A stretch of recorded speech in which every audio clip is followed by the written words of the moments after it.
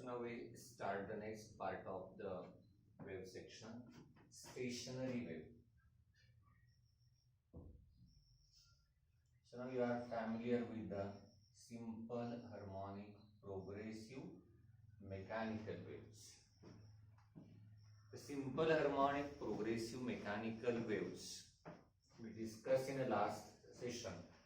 So what is the stationary wave, or is also known as the standing wave? Either say stationary or standing. So if we consider two simple harmonic progressive mechanical waves, one simple harmonic progressive mechanical wave is propagate along suppose positive x-axis, then consider another simple harmonic progressive wave propagate along negative x-axis. Means this one is the progressive mechanical wave propagates along the positive x-axis. And now we consider the another identical simple harmonic progressive wave propagates along the same path, means along the x-axis but along negative x-axis. That wave propagates like this along the negative x-axis. So one of the wave is propagate along positive x-axis and second one is propagate along negative x-axis. So they get superimposed with each other, means their superposition occur, and due to their superposition a new wave is formed. In that new wave there is no transfer of energy from particle to particle. That is why that new wave is called as the standing or stationary wave. So once the stationary wave is formed, so we observe that at some points amplitude is minimum and at some other points amplitude is maximum. So here we consider the sketch of the stationary wave. So the region between the 2 points at which amplitude is minimum, that region is called as a loop. Means in case of a stationary wave, loops are formed. So question is, what is the equation of that stationary wave or standing wave, and what is its mathematical equation? So you are familiar with the equation of the progressive mechanical wave. So y is equal to a sine 2 pi small t upon capital T minus x upon lambda. So this is the first simple harmonic progressive mechanical wave which propagate along the positive x-axis, and second is along the negative axis. Its equation is y2 is a sine 2 pi small t upon capital T plus x upon lambda. So these are the two simple harmonic progressive mechanical waves propagates along the same path but in opposite directions. Due to their superposition we get y is equal to y1 plus y2, and after the simplification we get the result y is equal to 2a into cos of 2 pi x upon lambda into sine of 2 pi small t upon capital T. So this is the mathematical equation of the stationary wave. Sin C plus sin D is equal to 2 times cos of C minus D upon 2 into sin C plus D upon 2. तो formula वापरून आपण हे equation derive करत असतो. तर after the derivation we get y is equal to 2a cos 2 pi x upon lambda into sin 2 pi small t upon capital T. This equation is like y is equal to a sin 2 pi nt. So the last equation, this equation shows that particles of the medium still vibrate simple harmonically due to the superposition of these two simple harmonic progressive mechanical waves, a new wave is formed in which every particle of the medium vibrates simple harmonically about their mean position with amplitude A and frequency N, which is same as that of the individual simple harmonic progressive mechanical waves. Frequency पार्टिकलची तीच राहिली आहे before superposition जी होती तीच, पण amplitude मात्र आता किती आलाय कॅपिटल ए आलाय. So what is the amplitude capital A? It is 2a into cos of 2 pi x upon lambda.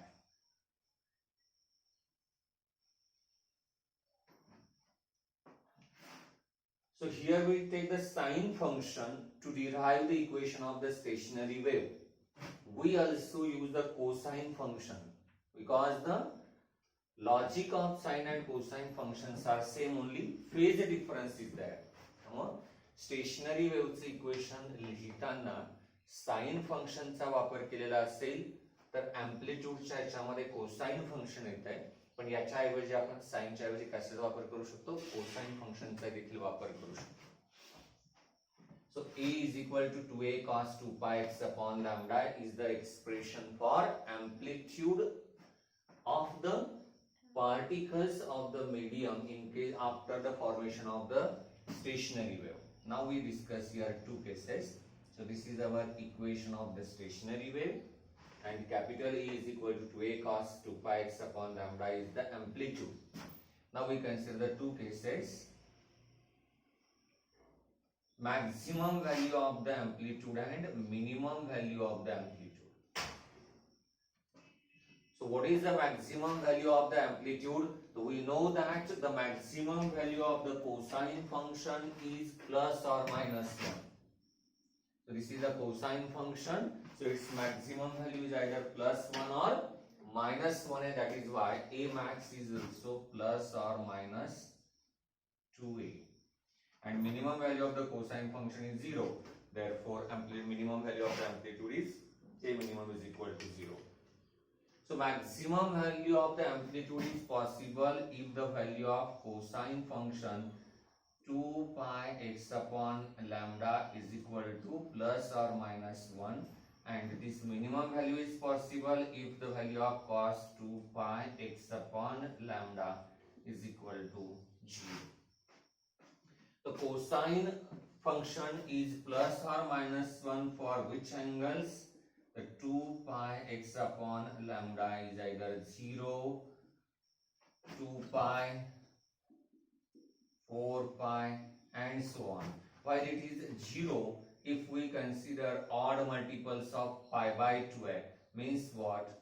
The angle 2 pi x upon lambda is either pi by 2, 3 pi by 2, 5 pi by 2 and so on.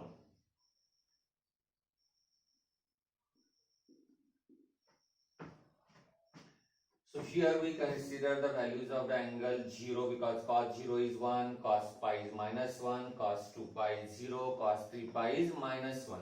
So 0 pi, 2 pi, 3 pi and so on, these are the values of this angle for which the value of cosine function is maximum, that is plus 1 or minus 1. So here variable is x. Variable is x, that is the position of the particle is the variable. So for what values of x we get the values of angle 0, pi, 3 pi and so on. So here x is equal to, so if you put x is equal to 0, then the value of angle is 0. Second is to get pi, we put the value of x as a lambda by 2. To get 2 pi, we put the value of x as a lambda. 3 lambda by 2 and so on. And here values of variable x are lambda by 4, 3 lambda by 4, 5 lambda by 4 and so on.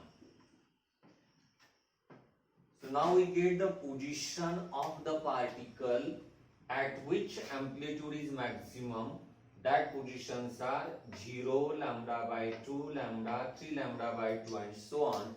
these positions at which amplitude is maximum are known as the antinodes,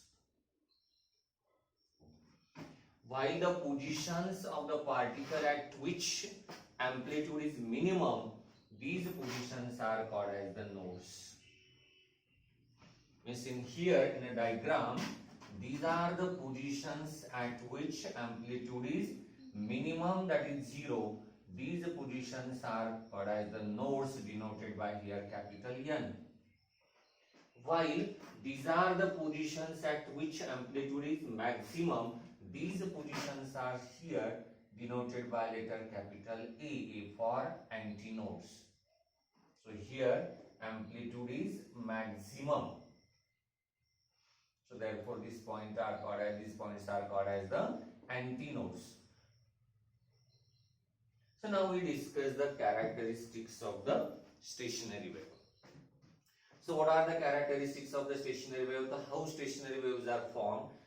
That when two identical simple harmonic progressive mechanical waves propagates along the same path but in opposite directions, due to their superposition, stationary wave is formed. Once the stationary wave is formed, there are some points at which amplitude is maximum, called as the antinodes, while there are some point at which amplitude is minimum, called as the nodes. Nodes and antinodes are alternately produced. Nodes and antinodes are alternately produced. Now, from these values of x, what is the distance between the two successive antinodes? The lambda by 2 minus 0 or lambda minus lambda by 2. This shows that distance between any two successive antinode or node is lambda by 2. Distance between the two successive antinode is lambda by 2. Similarly, distance between the two successive node is also lambda by 12. And from this, distance between a node and antinode is lambda by 4. Distance between node and its adjacent antinode is lambda by 4. Now, the region between the two successive nodes is called as the loop. Means this region is called as the loop.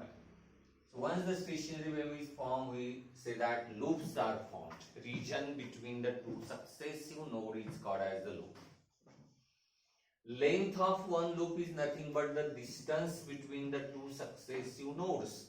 So that is distance between the two successive nodes is lambda by 2. Therefore, length of one loop is also lambda by 2. So we get the formula here. Length of a loop is equal to lambda by 2. All the particles in one loop are in phase. Means if you consider the every particle in this loop, then that particles are in phase, means phase difference is 0. But if we consider the two particles in adjacent loops, then there is a phase difference of 180 degree or pi radian. एकाच loop मध्ये सगळे particle in phase असतात, पण adjacent loops मधले particle जे ते out of phase असतात असं आपण म्हणू शकतो, किंवा फेज डिफरन्स हा 180 डिग्री किंवा 2 पाय रेडियन आहे. Next characteristics of the stationary wave is all the particles vibrates with the same frequency or same periodic time except the particles at the nodes, because particles at the nodes are not vibrate, their amplitude is 0. So therefore we say that all the particles except the particles at the nodes vibrate with the same periodic time. There is no transfer of energy from particle to particle, and the stationary waves are doubly periodic. So these are the characteristics of the stationary wave. परत एकदा summary type पहा काय. Two identical simple harmonic progressive mechanical waves superimposed and stationary wave is formed. Once the stationary wave is formed, there are some points at which amplitude is maximum, called as the antinodes, and the point at which amplitude is minimum, called nodes. Nodes and antinodes are alternately produced. Distance between any two successive node or antinode is lambda by 2, while distance between the node and its adjacent antinode is lambda by 4. Region between the two successive nodes is called as the loop. Length of one loop is lambda by 2. All the particles in one loop are in phase, while the particles in adjacent loops are out of phase. All the particles except the particles at the nodes vibrates with the same periodic time or same frequency. There is no transfer of energy from particle to particle, and stationary waves are doubly periodic. Now we consider the two types of the stationary waves. जशा simple harmonic progressive mechanical वेव्हच्या दोन types आपण discuss केल्या होत्या, तशा stationery वेव्हच्या देखील दोन आहेत. Longitudinal stationery waves आणि transverse stationery waves. Longitudinal stationery wave आणि ट्रान्सवर्स स्टेशनरी वेव्ह आहे. या चॅप्टर मध्ये आपण आता जो पॉइंट डिस्कस केलाय, equation of the stationery wave, तर लॉन्जिट्युडिनल असेल तरी तेच मॅथमॅटिकल इक्वेशन येईल, ट्रान्सवर्स असेल तरी तेच मॅथमॅटिकल इक्वेशन येईल. आता काही पार्ट आपल्याला ट्रान्सवर्स स्टेशनरी वेव्हचा डिस्कस करायचा आहे आणि उरलेला पार्ट जो आहे तो लॉन्जिट्युडिनल स्टेशनरी वेव्हचा डिस्कस करायचा आहे. So we consider here example of the transverse stationary wave and example of a longitudinal. So string when stretched between the 2 points and we set it into vibration, over that string transverse stationary waves are formed, and in case of a pipe either closed at one end or open at both ends, longitudinal stationary waves are formed. First we focus on transverse stationary wave. So to discuss the transverse stationary wave, first we consider a vibrating string.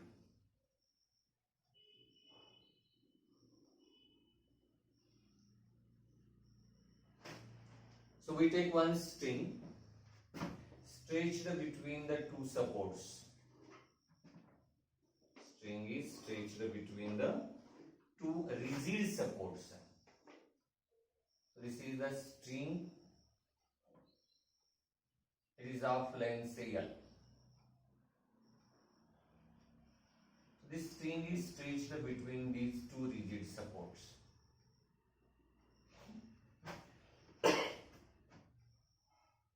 So when you plug the string, first stretch the string between the two supports, and then we plug the string. Suppose we plug the string at the middle. So what happens here? So when you plug the string at the middle, simple harmonic progressive mechanical wave is formed. And that simple harmonic progressive mechanical wave propagate over the string and gets reflected from this rigid wall. Original and the reflected simple harmonic progressive wave superimposed, and transverse stationary wave is formed over the string. So here we consider the lowest possibility. We plug the string at the middle. Therefore, particle at the middle vibrate with maximum amplitude, and we get the stationary wave like this. Means only one loop is formed. This is the lowest possibility of the formation of transverse stationary wave over the string.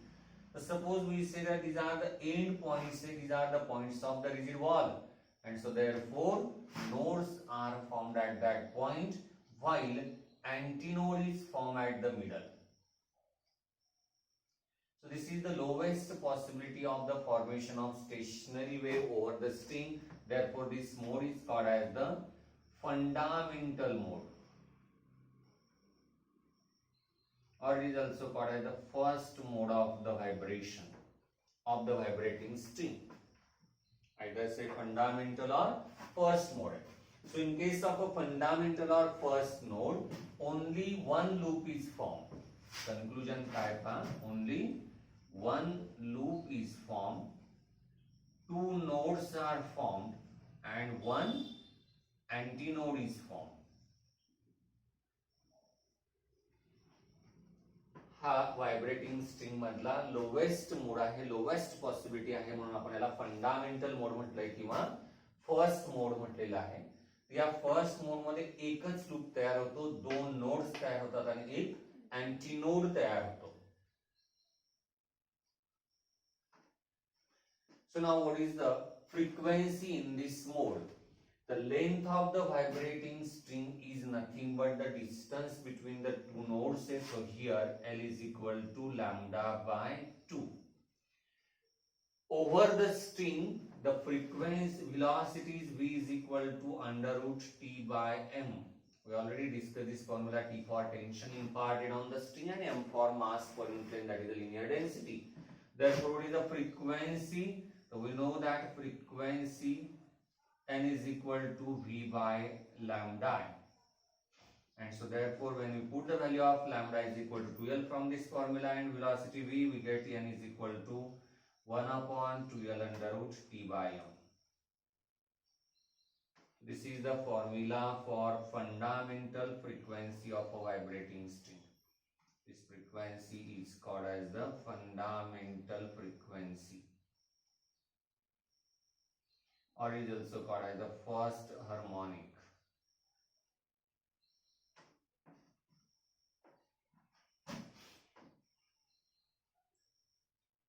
First mode or fundamental mode of the vibrating string hai. The frequency we get N is equal to 1 upon 12 under root T by M. So what is the next mode? That is called as the second mode. In second mode, now the middle point is not allowed to vibrate. This midpoint is not allowed to vibrate. End points are the points of that string, so therefore they also not vibrate, and so therefore stationary wave is formed over the string like this. Means we plug the string at the midpoint of any one of the segment. Means in second mode, that total string is divided into two segments of equal length, and we plug the string either at the midpoint of the first segment or midpoint of the second segment. So here node is formed, here also node is formed, here node is formed, and two antinodes. So this mode is called as the second mode. So what is the frequency of the vibrating string in second mode? So here we discuss it, second mode. Now how many loops are formed in second mode? The two loops are formed, three nodes are formed, and two antinodes. दोन loop तयार होतात, तीन nodes तयार होतात आणि दोन अँटीनोड्स तयार होतात. Frequency now here changes. In case of a first mode, frequency N is 1 upon 2L under root T by M. Here frequency increases. What is the distance between the two successive nodes is lambda by 2. So lambda by 2 and lambda by 2 means it is lambda. Frequency becomes here N dash V upon lambda 1e. So it is 1 upon L under root T by M. So to convert this frequency into fundamental, multiplied by 2 and divided by 2, so we get N dash is equal to twice of N. Either say N dash or N1. So for our convenience, we use the symbol N1 here.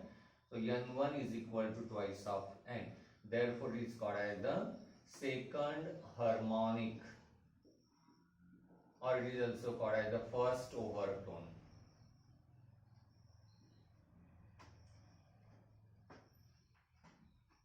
Next mode is the third mode.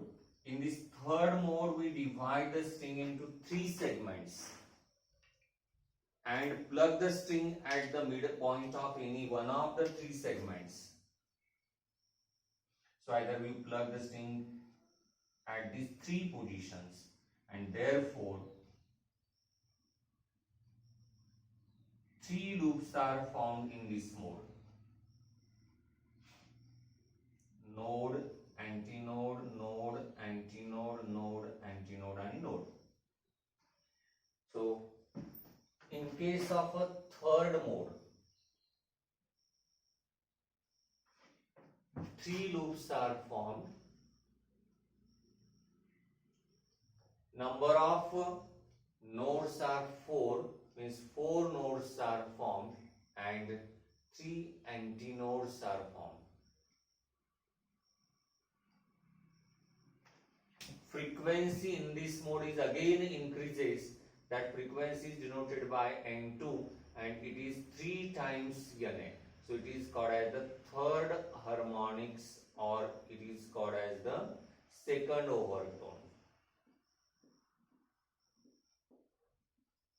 So if you continue in this way, we get the frequencies. In first mode frequency is N, in second mode frequency is 2N, in third mode frequency is 3N, in next mode it is 4N, 5N and so on. So this discussion shows that in case of a vibrating string, even as well as the odd harmonics are present. Even as well as odd harmonics are present, means in another word we say that all the harmonics are present in a vibrating string. So question is, harmonics means what and overtones means what? So fundamental frequency and all its multiples are called as the harmonics, while those harmonics which are actually present are called as the overtones. प्रत्यक्षात present असलेल्या हार्मोनिक्सला ओव्हरटोन असं आपण म्हणतोय आणि fundamental frequency आणि all it's मल्टिपल्सला पण harmonics असं म्हणतोय. तर फंडामेंटल मोड मध्ये फ्रिक्वेन्सी आली आहे n is 1/2L √ T by n. Second mode मध्ये ती 2n येते, थर्ड मोड मध्ये 3n येते. असंच कंटिन्यू करत गेलो तर कन्क्लुजन निघतंय all the harmonics are present in case of a vibrating string. So this is a discussion about different modes of the vibrating string. Now we focus on this formula. N is equal to 1/2L √ T by. So fundamental frequency of the vibrating string is given by the formula N is equal to 1/2L √ T by m.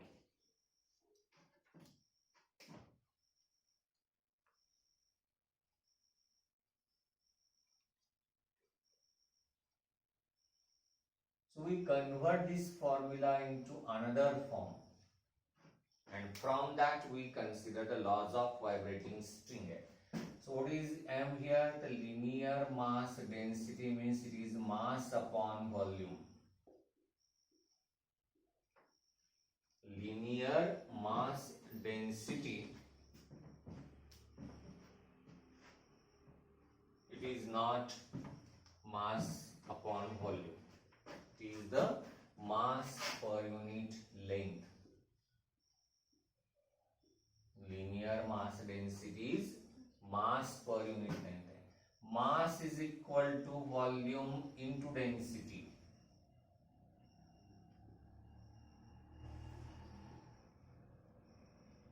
Volume of the string is nothing but the volume of the cylinder.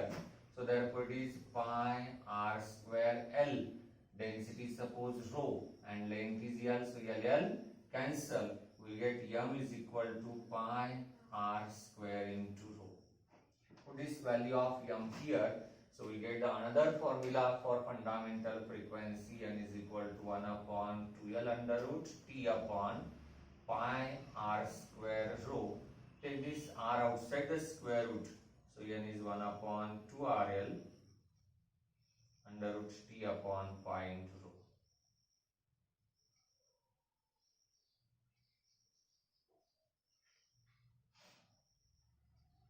या दोन फॉर्म्युलांवरून आपल्याला 5 law तयार करायचे आहेत. त्यानंतर laws of vibrating string. So from first formula we get the 3 laws, and from second formula we get another 2 laws. So total 5 laws we consider here. That laws are called as the laws of vibrating string.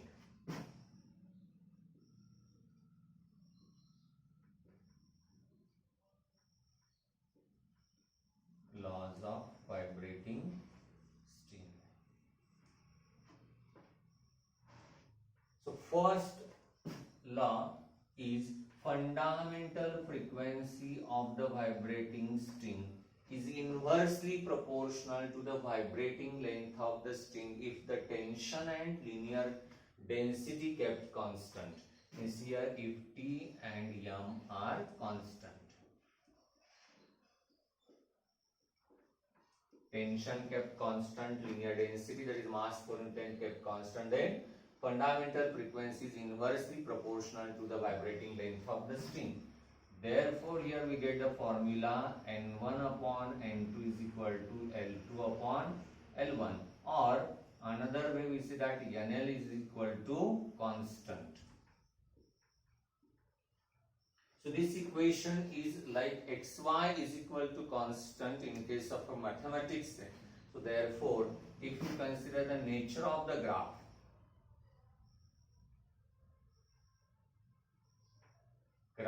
between N and L. So this graph is like xy is equal to CA, so it is a rectangular hyperbola.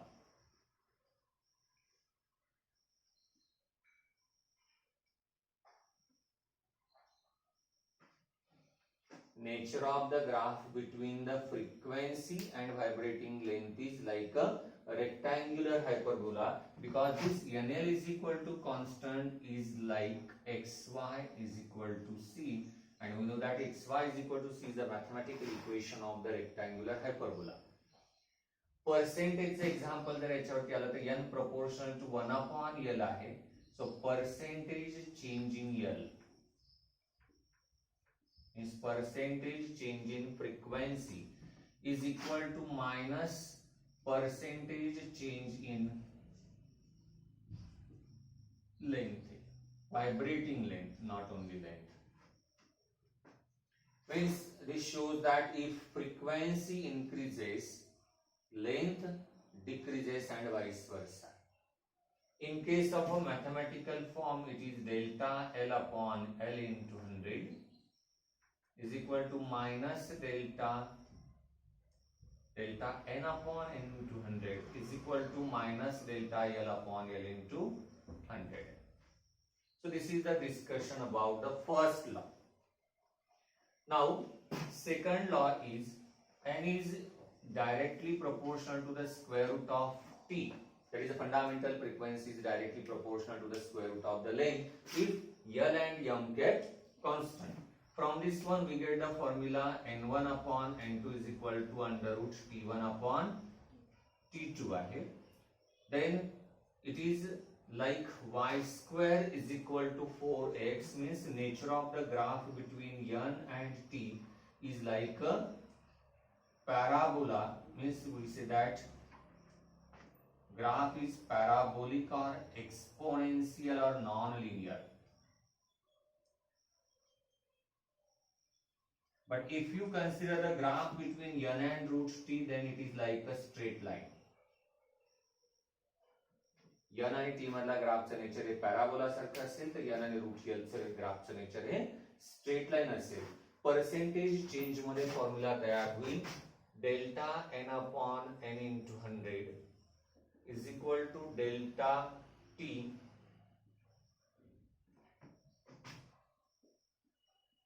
upon T into 100 है. So it is 1 upon 2a square root है. So therefore percentage change in frequency is 1 upon 2 times percentage change in tension. Third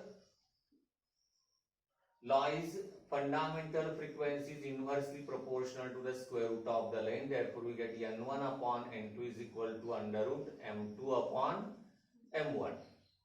So here N into root M is equal to constant. So therefore nature of the graph between N and root M is like a rectangular hyperbola.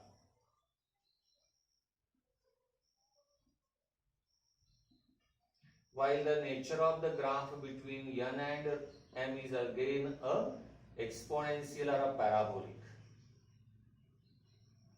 Similarly, from this formula, the fundamental frequency n is inversely proportional to the radius, and last one is the fundamental frequency is inversely proportional to the density n. So these are the 5 laws we discuss from the formula of the fundamental frequency. एका lower तुम्हाला mathematical formula तयार करता येतो, nature of the graph तयार करता येतात आणि percentage चेंजचे examples तयार करता येतात. जसं एका लॉचं डिटेल मध्ये दाखवलंय तसं दुसऱ्या लॉचे देखील थोडे शॉर्ट मध्ये आपण डिस्कशन केलंय. तर second law, third law, fourth आणि फिफ्थ लॉ आहे, असे 5 लॉ वरनं एकाच केवळ फॉर्म्युल्यावरनं आपल्याला कितीतरी मल्टिपल चॉईस क्वेश्चन्स तयार करता येतात. नेक्स्ट पार्ट आपण पुढच्या सेशनमध्ये